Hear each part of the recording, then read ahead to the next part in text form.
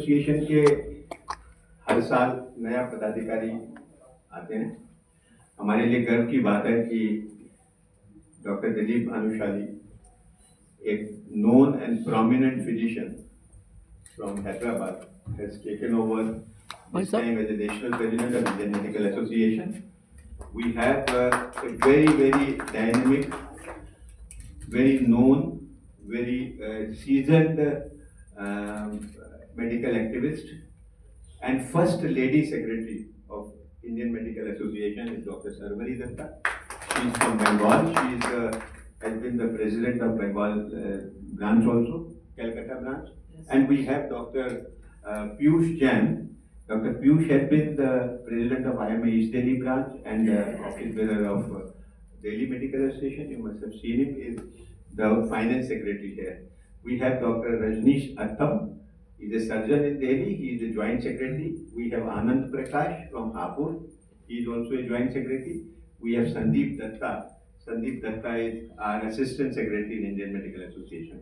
I'll request, and you all are keen to know, the vision of our national president, Dr. Dilip Bhanushali, for this year 2025. Dr. Dilip Bhanushali. नमस्कार, आप सबका स्वागत है इस press conference में।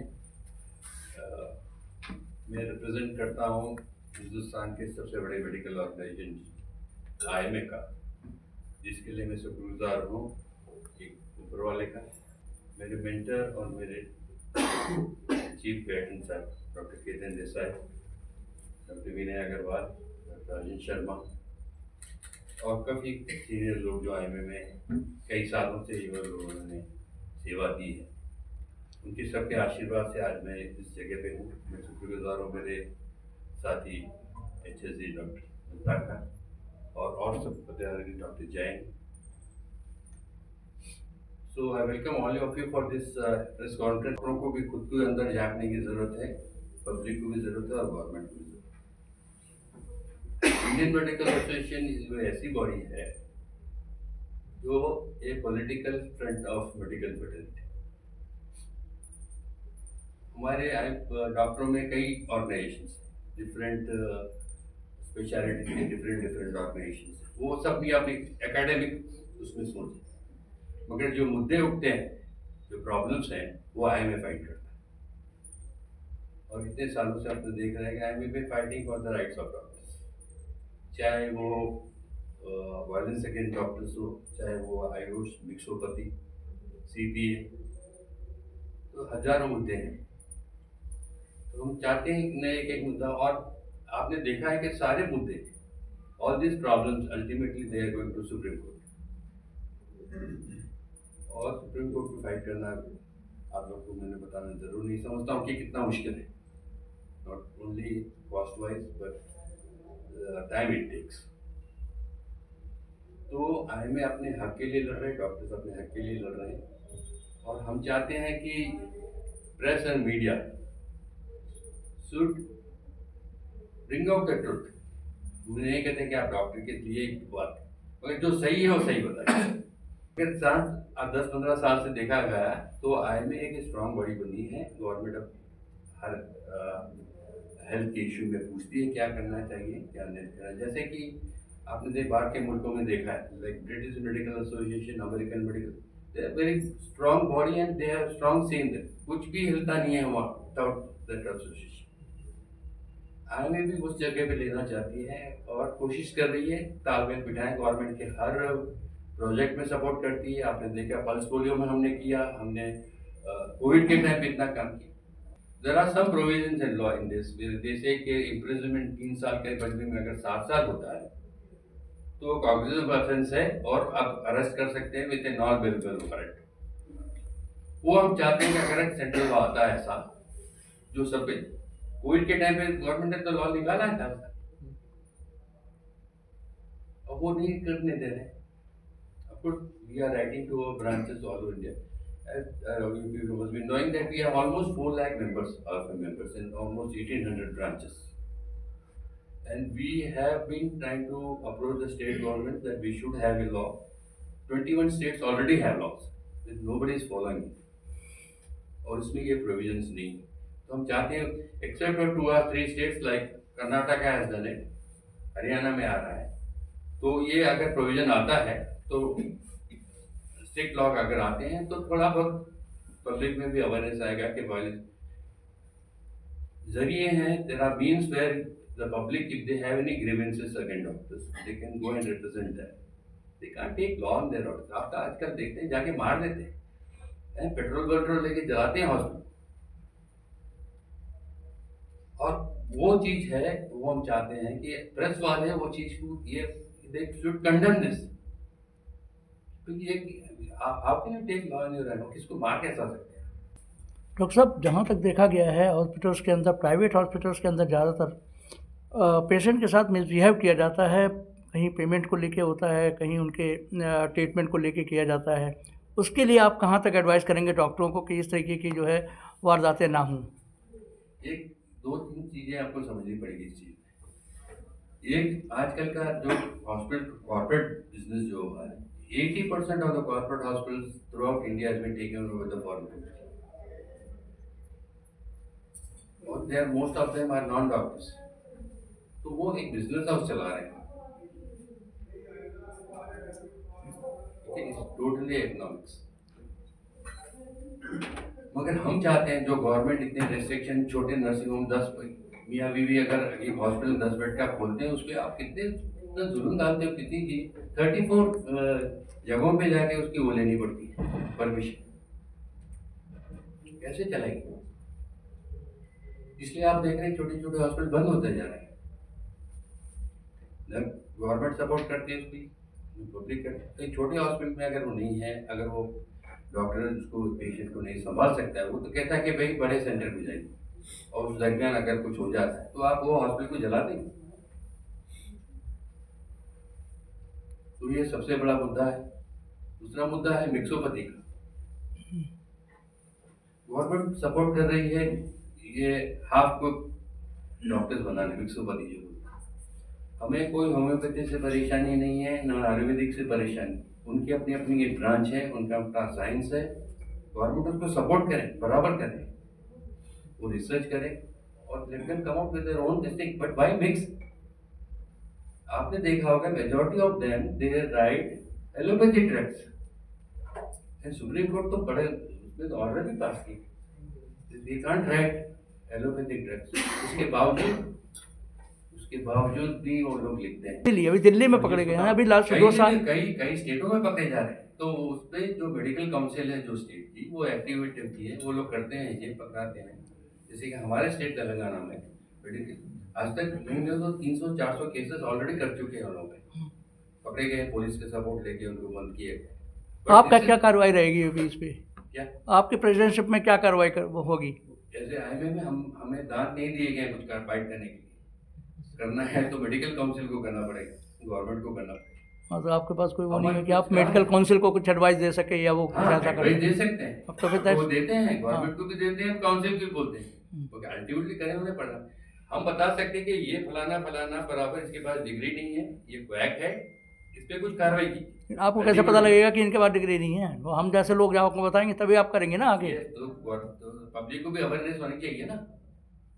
नहीं, मैंने 2 साल पहले करवाया है, एक्शन करवाया है मैंने, हाँ, तो इसीलिए मैं आपसे पूछ रहा हूँ। अच्छी चीज वो तो है ना। तो काफी जागरूकता आई है, पब्लिक में भी आई है, गवर्नमेंट में भी आई है, काउंसिल भी कर रहा है। तो ये मिलजुल के करके ये रोकना है, क्योंकि ये बहुत हैवाक है पूरे हिंदुस्तान में, स्पेशली गाँव में और सेकेंड टायर सिटीज में। काफी लोग, भाई in big cities there are hundreds of acts. Sir, आपका एक एक्शन और भी देखने, क्या आपकी प्रेसिडेंटशिप में एक एक्शन और भी देखने पड़ेगा कि ये जो सरकारी डॉक्टर्स होते हैं, इनकी पत्नियां जो है प्राइवेट क्लिनिक खोल के बैठे रहती हैं, ठीक है, और खुद भी प्रैक्टिस ही करते हैं। तो वो क्या है कि गवर्नमेंट जो पेशेंट होते हैं, जो सरकारी अस्पताल में जो पेशेंट जाते हैं, उनकी तरफ ध्यान कम देते हैं, वो पत्नी के पेशेंट पे ज़्यादा ध्यान देते हैं। उन पर आप क्या कहेंगे? बेसिकली ये सवाल आपने अच्छा सवाल पूछा, लेकिन ये सरकार इसका जवाब दे, ना कि इंडियन मेडिकल एसोसिएशन। नहीं, देखिए प्राइवेट क्लिनिक है उनकी बात की। जो फॉल्स प्रैक्टिस कर रहे हैं या जो इस प्रकार से धोखे से प्रैक्टिस कर रहे हैं, जो भी लोग, जैसे आपने कहा, ये सरकार से रिलेटेड इशू है, एंड इसको सरकार को हैंडल करना चाहिए नंबर 1, या हमारी स्टेट काउंसिल है जिनको ये हैंडल करना चाहिए।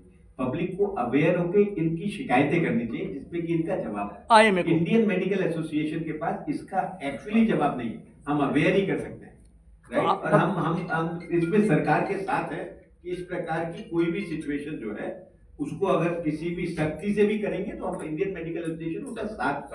किसी गलत काम को इंडियन मेडिकल एसोसिएशन कभी भी प्रमोट नहीं करती है, ना करेगी, ना आगे आने वाले समय। आईएमसी अगर कार्रवाई नहीं करती है तो आईएमए को अगर कंप्लेंट हम करते हैं तो क्या वो एडवाइस कर सकते हैं आईएमसी को कि भाई इस कंप्लेंट पे आप एक्शन लीजिए? भी करते हैं और फॉलो भी करते हैं। जितनी कंप्लेंट हमारे पास इवन पब्लिक के लोग कंप्लेंट भेजते हैं, हम उनको अप्रोप्रिएट, हमारी एक डिसिप्लिनरी कमेटी है, हम उसको अप्रोप्रिएट डिपार्टमेंट पे भेजते हैं। भेजते ही नहीं है, हम फॉलो भी करते हैं उसको, तो वो है। बट लेकिन सी इस कॉन्फ्रेंस का पर्पस ब्रॉडर पर्सपेक्टिव पे, ब्रॉडर इश्यूज पे है। जैसे डॉक्टर साहब ने कहा वायलेंस के बारे में, हम स्टेट्स को भी अवेयर कर रहे हैं और हम सेंट्रल एक्ट के बारे में भी बात कर रहे हैं। हमने बात की आपसे मिक्सोपैथी के बारे में। हम आपका धन्यवाद भी करना चाहेंगे आरजी कार इशू पे, आप प्रेस और मीडिया ने हमें बहुत सपोर्ट किया इस इशू पे, एक पब्लिक ओपिनियन बनाने में भी मदद की। हम सीपीए के बारे में डॉक्टर साहब अभी बात करेंगे, कंज्यूमर प्रोटेक्शन एक्ट पे सुप्रीम कोर्ट ने डायरेक्टिव दिया और सुप्रीम कोर्ट ने हमें एक रास्ता दिखाया कि हम एप्लीकेशन डाल सकते हैं सुप्रीम कोर्ट में, जो कि आगे 3 जज बेंच उन्होंने बनाई, जिसमें हमने ऑलरेडी एप्लीकेशन डाली है और हम आगे कर रहे हैं। ये भी हमें रास्ता दिखाया। ऐसे बहुत सारे रिलेटेड इश्यूज हैं, कई इश्यूज हैं जो हर बार चलते हैं, लेकिन उसमें हमने काफी वो पाया है, आगे हम बढ़े। आप सोचिए हमारे पास इस समय 32 member of parliament Indian medical association के मेंबर हैं, बहुत सारे लेजिस्लेटर्स हमारे मेंबर हैं। हम हर बार साल में प्रेसिडेंट और सेक्रेटरी उनकी मीटिंग बुलाते हैं, उनको अवेयर करते हैं। पिछली बार पार्लियामेंट में 42 बार एक पार्लियामेंट सेशन में इंडियन मेडिकल एसोसिएशन को रिप्रेजेंट किया गया। तो हम स्ट्रेंथ गेन कर रहे हैं धीरे धीरे। हमारी जो प्रोफेशनल एसोसिएशन हैं जैसे एपीआई है, फॉक्सी, अभी प्रेसिडेंट साहब बताएंगे, हमने अभी फॉक्सी के साथ एक करार किया है कि हम जो एकेडमिक चीजें हैं या पब्लिक हेल्थ से रिलेटेड इश्यूज हैं उनमें हम मिलके सारे काम करेंगे, और जो मेडिकल पॉलिटिकल इश्यूज हैं उनमें वो इंडियन मेडिकल एसोसिएशन को सपोर्ट करेंगे। तो हम पॉलिटिकल मेडिको पॉलिटिकल फेस है, पॉलिटिकल में पार्टी ओरिएंटेड नहीं कह रहा हूँ, बट मेडिकल पॉलिटिक्स से रिलेटेड वो हम फेस है। एकेडमिक हमारी जो एक्टिविटीज है, एकेडमिक और सोशल एक्टिविटीज में हम मिलजुल के उनके साथ काम करें। तो ऐसे बहुत सारे इश्यूज हैं जो रिलेटेड इश्यूज है, जिसपे कि इंडियन मेडिकल एसोसिएशन काम कर रही है। कुछ काम है जो कि कंटिन्यूटी में है, जो कि ये टीम आगे कंटिन्यूटी करेगी। कुछ काम एक विजनरी वो है, जो इश्यूज हैं जिसमें कि एक स्पेसिफिक एरियाज हम लेके, कंज्यूमर प्रोटेक्शन एक्ट इस बार का है, वो एक इशू है। हमारी जेनरिक मेडिसिन दूसरा इशू है, जेनरिक मेडिसिन पे भी डॉक्टर साहब बात करेंगे अभी आपसे। तो जेनरिक मेडिसिन पे अब ये बताइए होगा कि जेनरिक मेडिसिन के लिए आईएमए ने सपोर्ट किया था गवर्नमेंट, राइट, कि we are for generic medicine. मैं एग्जांपल देता हूँ, एक मामूली आदमी जो 5,000 रुपये अगर कमाता है, उसको डायबिटीज है, तो उसको महीने की 1,500-2,000 की दवाई लग जाती है, तो कैसे घर चलाएगा? हम चाहते हैं जेनरिक मेडिसिन पर, क्यों, तो वो ऑलमोस्ट 40-50% कम है वो ड्रग्स। प्रॉब्लम कहाँ आती है, वो ड्रग्स का कौन देता है हमें कि ये ड्रग्स बराबर है? अगर गवर्नमेंट हमें ये देती है, भरोसा दिलाती है कि ये कंपनी वाले हैं जिनकी ये जेनरिक ड्रग्स रिलायबल है, आप ये लोग यूज कर सकते हैं, हम पूरे जेनरिक मेडिसिन लिखेंगे। Why we should support pharma? क्या कि कई दवाइयों में तो चॉकलेट डाल के बनाए मेडिसिन, तो उसका जॉब तो आईएमए नहीं है ना, जॉब तो गवर्नमेंट है, ड्रग कंट्रोलर है, वो लोग चेक करना है before they give it come into the market. Sir अगर आईएमए अगर गवर्नमेंट देती है कि भाई ये है फलाने company, pharma companies, their drugs are absolutely genuine, let them give the list, will use that only, let the relief go to the patients, we want that. इस इशू पे हम गवर्नमेंट के साथ आती, हम जेनरिक मेडिसिन को promote कर रहे हैं, लेकिन जो उसकी ऑथेंटिसिटी है, जो उसकी एफिकेसी है, वो गवर्नमेंट को भी ड्रग कंट्रोलर को सर्टिफाई करनी पड़ेगी। खाली ये कह देना कि जेनरिक मेडिसिन इस्तेमाल करें और हम उसे इस्तेमाल करें और पेशेंट्स ठीक ना हो, क्वालिटेटिवली वो ठीक है, ये उसकी कोई सिस्टम गवर्नमेंट को बनाना पड़ेगा, जिस पे लाना पड़ेगा। ये पक्की बात है कि जेनरिक मेडिसिन सस्ती हैं, ये भी पक्की बात है कि generic medicine should be promoted, लेकिन गवर्नमेंट को इसमें बहुत रोल है ड्रग कंट्रोलर का। आप देखिए एक एक दवाई कंपनी एक ही साल्ट को 4-4 नाम से बनाती है, सरकार उसे प्रमोट कर रही है। जो 10 पैसे की दवाई 10 रुपए तक बिकती है, सरकार उसे प्रमोट कर रही है। तो इसीलिए अगर आपको याद हो 2017 में हम लोगों ने एक नारा दिया था, one company, one salt, one brand and one price. तो अगर एक ही कंपनी को, सरकार ड्रग कंट्रोलर के हाथ में है, ड्रग कंट्रोलर आपको अगर किसी भी कोई भी एक कंपनी ले लीजिए, उसको 4 सॉल्ट में अप्रूव करता है कि गांव में आप ये इसको 10 रुपए में बेचो, जो गवर्नमेंट में है उसका एमआरपी क्यों बढ़ाते हैं? एमआरपी कम नहीं करते हैं, एमआरपी हम नहीं सेट करते हैं उस दवाई का, एमआरपी गवर्नमेंट सेट करती है। बट क्योंकि गवर्नमेंट परचेजेज होती है, उन्हें एमआरपी बढ़ा के रखना पड़ता है। मैं उस पर किसी पे आक्षेप नहीं लगा रहा हूं, हम आईएमए उसमें नहीं है, बट ये बताते हैं एमआरपी को सेट करना ड्रग कंट्रोलर का काम है। दवाई कंपनी अपना एमआरपी नहीं सेट करती है। अगर 10 पैसे की दवाई है, उसको 50 टाइम्स 60 टाइम्स कोई प्राइस तो फिक्स करेगा, ड्रग कंट्रोलर फिक्स करेगा। अगर ड्रग कंट्रोलर उनको 500% प्राइस बढ़ा के करने का, तो नेचुरली ड्रग कंपनी भी उसको 10 टाइम्स ज्यादा प्राइस पे बेचेगी और 4 जगह 4 प्राइस पे बेचेगी। तो इसमें हमें सरकार का साथ चाहिए। हम पब्लिक के साथ हैं, हम पब्लिक का भला चाहते हैं और उसमें सरकार को हम हर तरीके से सहयोग देने को तैयार हैं। लेकिन efficacy system has to be brought in, जिसमें कि आईएसआई या कोई ऐसा सिस्टम हो जिसमें कहें कि ये गवर्नमेंट अप्रूव्ड ड्रग है, generic medicine, this should be promoted.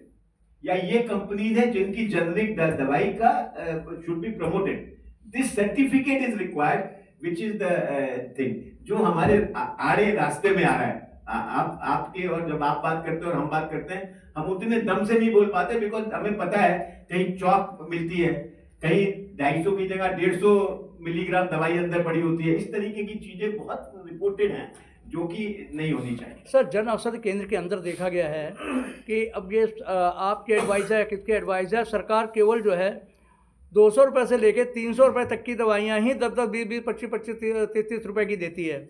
और जबकि सीनियर सिटीजन्स के लिए ये प्रॉब्लम होती है कि वो जब जाते हैं वहाँ पे और डॉक्टर लिख देते हैं 1500 की दवाई, डॉक्टर लिख देते हैं 900 रुपये की दवाई, डॉक्टर लिख देते हैं 1000 रुपये की दवाई, 1100, 1200, 800, 700, वो दवाइयाँ जन औषधि केंद्र में मिलेंगी ही नहीं आपको। तो जो कायदे से उनकी जो कॉस्टली दवाइयाँ हैं वो जन औषधि केंद्र में होना चाहिए। 200, 300 की दवाइयाँ आप 25-25, 30 रुपये में देते हैं, बाकी कॉस्टली दवाइयाँ तो उनकी जेब में भारी पड़ती हैं। उनको आप लोग कैसे एडवाइस करवाएंगे गवर्नमेंट से? मेरे ख्याल से आपको हम सेम पेज पे हैं। मैंने भी अभी यही किया कि जेनरिक मेडिसिन सर्टिफाइड हो, एक कंपनी को 4 सॉल्ट को 4 नाम से नहीं बिकने दे सरकार, तो आपकी ये समस्या हल हो जाएगी। और जो हमारी भी समस्या है, मान लीजिए एक कोई भी दवाई है जो 4 नाम से बाजार में बिक रही है, और डॉक्टर के पास जो दवाई जिसकी एफिकेसी में वो उसे प्रूवन है वो वही लिखेगा, उसकी हम कॉस्ट पे नहीं जाते हैं। हमें कॉस्ट पे जाना चाहिए, कॉस्ट तो मेन है पेशेंट का। कॉस्ट पे अगर जाएंगे और दवाई मेन तो पेशेंट की जो कॉस्ट होती है ना सर, इसलिए तो जनरिक ड्रग्स गवर्नमेंट को बताते हैं कि गवर्नमेंट आप लोग दीजिए, ये जो फार्मा कंपनी का आप दीजिए लिस्ट, उनके ड्रग्स बताइए, हम वो लिखिए। हाँ तो आप लोग करेंगे ना उस चीज को। मैं आपको बताता हूँ, जन औषधि केंद्र पहली बार इंडियन मेडिकल एसोसिएशन हॉल में खोला गया। हाँ, हम प्रमोट कर रहे हैं, हमारे यहाँ खुला हुआ है। आप सोचिए, बहुत बड़ा डिसीजन था इंडियन मेडिकल एसोसिएशन का कि जन औषधि केंद्र आईएमए बिल्डिंग में खोला गया, अपनी कॉस्ट पे खोला। हमने सरकार से सब्सिडी नहीं ली, फ्री जगह दी, वहां खोला, उसको प्रमोट किया। लेकिन जो इशू आता है ना, मैंने कहा efficacy has to be government approve.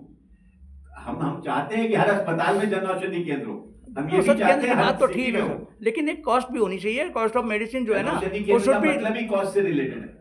Costly medicine उनको अपने नंबर बढ़ाने पड़ेंगे। अगर वो अभी 500 दवाइयां लाते हैं, उन्हें 2000 दवाइयां लानी पड़ेगी। जैसे जैसे दवाइयां भी तो सरकार को लानी है, आगे बढ़ाते हैं।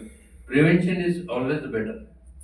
और इस मुद्दे पे हमने फॉक्सी, जो फेडरेशन ऑफ गायनेकोलॉजिस्ट, उनके साथ में 10 दिन पहले हमने एक एमओयू साइन किया है। इस दरमियान हम चाहते हैं कि 9 और 14 साल के बच्चे, लड़कियां और लड़के दोनों को HPV वैक्सीन दिया जाए।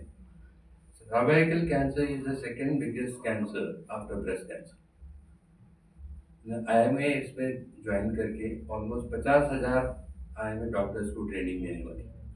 ट्रेनिंग इसलिए दे रही है कि ये जो वैक्सीन है, एक तो लोगों को क्यों लिया जाए, कैसे दिया जाए, कब दिया जाए, ये ट्रेन करके सब्सिडी रेट में हम लोग, अब तो हिंदुस्तान में बन रही है वैक्सीन, सेरम इंस्टीट्यूट बना रहा है सर्वाइकल कैंसर।